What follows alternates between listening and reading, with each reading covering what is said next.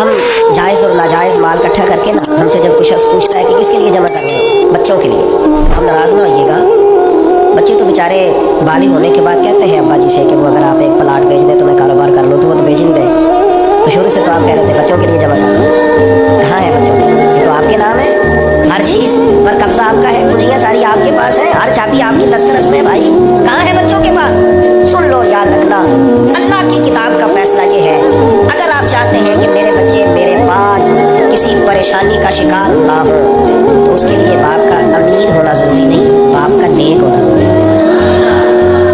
आप ये समझते हैं कि मैं बहुत ज़्यादा बैंक बैलेंस छोड़ के जाऊँगा तो पीछे मेरी औलाद आसूदा ज़िंदगी गुजारेगी, मैं बहुत सारी ज़मीन जायदाद छोड़ जाऊँगा तो ये खुशहाल वक्त गुजारेंगे, इन्हें कोई तकलीफ नहीं आएगी। ऐसा नहीं है।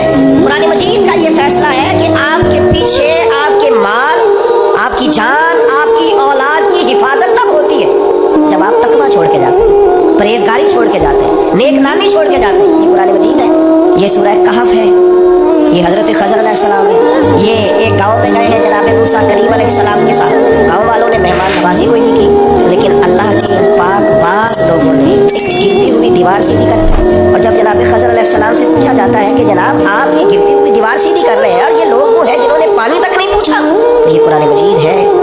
रब करीम फरमाता है, जनाब खज़र अलैहिस्सलाम ने फरमाया ये दीवार दो यतीम बच्चों की है, उनकी मलकियत है ये जगह, और इस जगह के नीचे उनका बाप खजाना छोड़ गया है अपने बच्चों के लिए।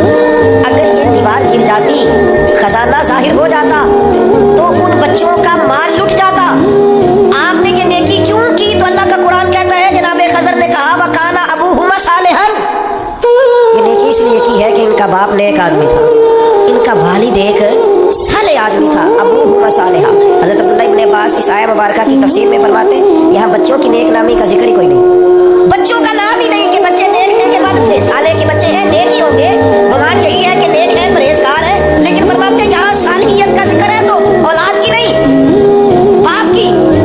आप फरमाते हैं सुन लो लोगों, याद रखो, सालियत छोड़ के जाना, फिर अगर तुम नेक नामी छोड़ के जाओ तो फिर अपने बच्चों के लिए परेशान ना होना, रब की रहमत उनकी हिफाजत करेगी, तुम्हारी फसल को कोई बर्बाद नहीं करेगा, तुम्हारे खजाने को कोई लूटेगा नहीं, तुम्हारे पीछे तुम्हारी औलाद और तुम्हारा घर वीरान नहीं होगा।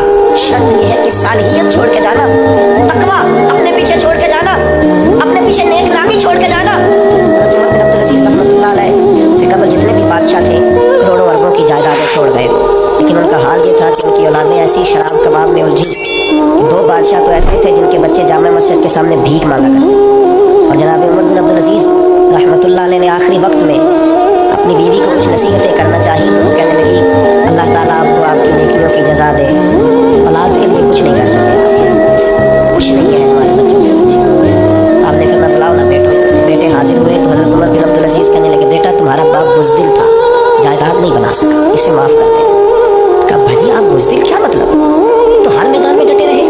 फरमाने लगे मैं बुज़दिल था बेटा, दोज़ख से डर गया, जहन्नुम की आग से मैं डर गया, मैं नहीं अपने मालिक के अज़ाब का मुकाबला करने की सकत रखता तो मैं डर गया, तुम्हारे लिए कोई नाजायज़ पैसा जमा नहीं कर सका, अपने बाप को माफ़ कर देना, बस यही रूखी सूखी है जो छोड़ के जा रहा हूँ, कबूल करना। तो जनाब उमर बिन अब्दुल अजीज़ के बेटे उठ के अपने वालिद के करीब बैठ गए, कहने लगे अब्बा जी आप पे सलामती हो, पुराने बादशाहों की औलादें गलियों से गुजरती हैं तो लोग देख के रुख फेर लेते हैं, और हम जिस गली से गुजरते हैं लोग कहते हैं नेक आदमी की औलाद जा रही है, परहेजगार आदमी के बेटे जा रहे हैं, आपके नाम से जाने जाते हैं, तो हमारा कद आज से ऊंचा हो जाता है, हमारा सर फख्र से बुलंद होता है।